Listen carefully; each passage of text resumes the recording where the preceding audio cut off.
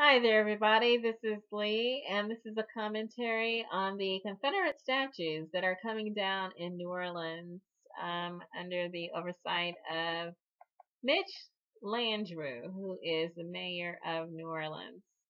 Mayor's unflinching honesty about Confederate monuments gives me hope. And so this is a commentary on Mitch Landrieu, who explained why his city got rid of monuments to the Confederate generals, and that he summarized the history of diversity in the United States and how monuments to the Confederacy did not represent that diversity, and particularly of a city like New Orleans, which is highly diverse and has a very rich history, one of the oldest cities in the nation, that there was Spanish influence on New Orleans, French influence, Native American influence, and of course African American influence. Persons who combined in a port city which was international in nature. Therefore, very rich in history and in culture. And that statues to the Confederacy just did not represent what the city was and is and wants to be. And so the statues had to come down, and that there were people who were trying to defend or fight for those statues. And I've said on this channel over and over again, don't defend the indefensible. Fighting for the Confederate statues is indefensible based on what they represent. And so the question is, what do they represent? And there's controversy about that.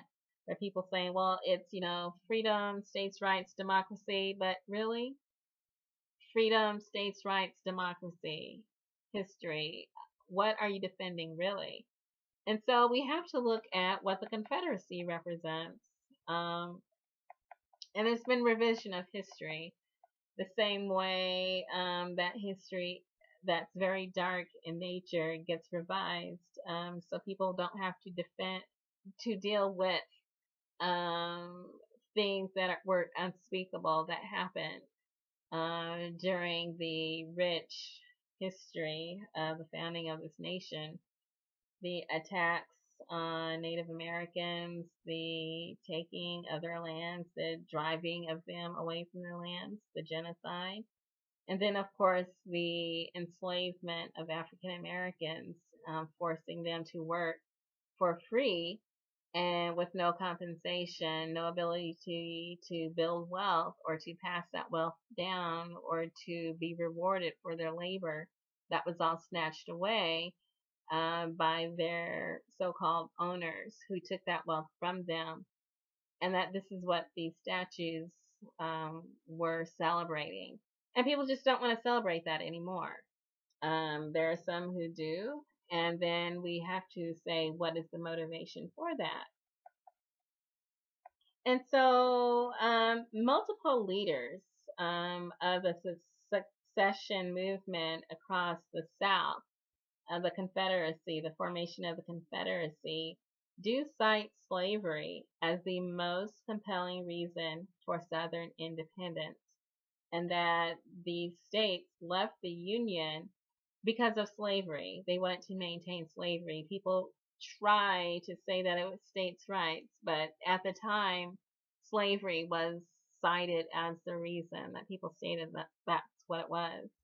And that even the vice president of the Confederacy, he was Alexander Stephens, he said that the cornerstone of the new government rested upon the great truth that the Negro is not equal to the white man, that slavery, subordination to the superior race, is his natural and normal condition. This, our new government, is the first in the history of the world based upon this great physical, philosophical, and moral truth. So the vice president of the Confederacy said slavery was the cornerstone of the founding of the Confederacy. And so that story eventually changed because the Confederacy was losing the fight against the United States, that they had been secretly sending diplomats to Britain to France, Paris, London, to try to get international support for their fight against the United States in order to maintain slavery.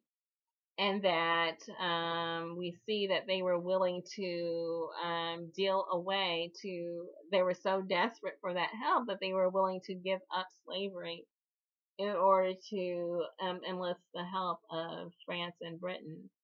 And so then we have to come to the question of whether the declaration of war, the succession, the fact that they sent diplomats to other nations to get help against the Union, was that a form of treachery? And again, what do those statues represent? What does the flag represent? What does the Confederacy represent? Um, some say that they were patriots. And then there's a case that can be made that they were actually traitors to the Union, that some people view the Confederacy like that. But anyway, the Confederacy believed that cotton was king, and so that Britain had to help them. Otherwise, Britain would be cut off from the supply of cotton, which was an important raw material. However, what they didn't bank on was the fact that Britain had access to cotton elsewhere. The sun never set on the British Empire right about then. So Britain had access to cotton from Egypt, also India. They were fine. They didn't need the Confederacy. And so that was a strategic mistake. And so, Britain had stocks to last over a year, and they had alternative sources. And they didn't want to go to war with the United States to acquire more cotton that they really didn't need, since they had a supply elsewhere, at the risk of losing the large quantities of food imported from the north.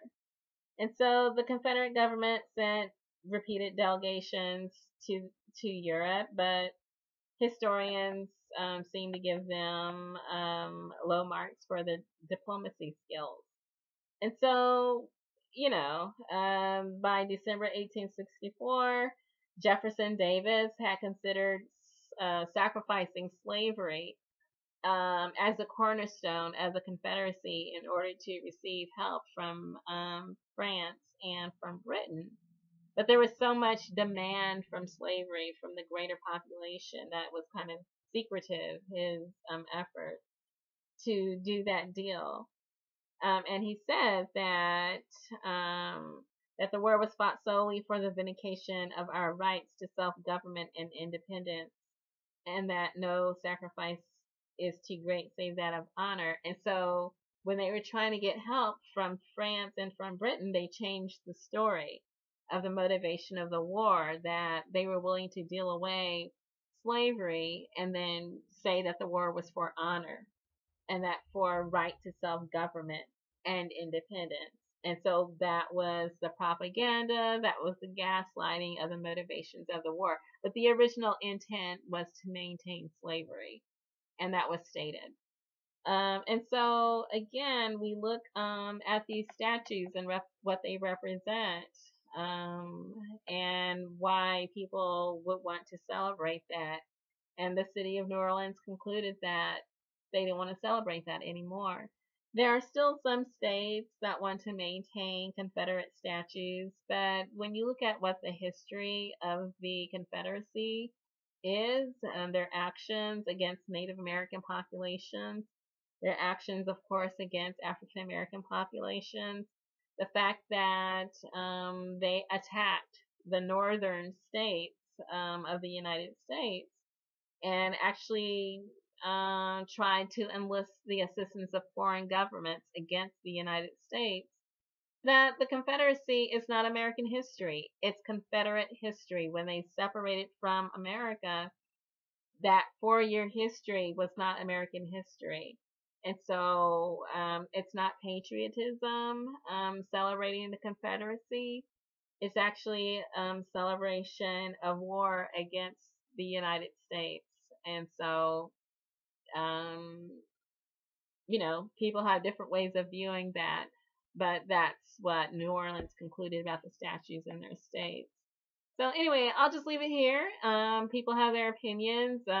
History changes based on who does the telling. But there were statements made that exist of what that Confederacy was actually for and what it stood for, and that the definition changed for political expediency and for romantic reasons. But it's known. So I say good luck in your research on that history.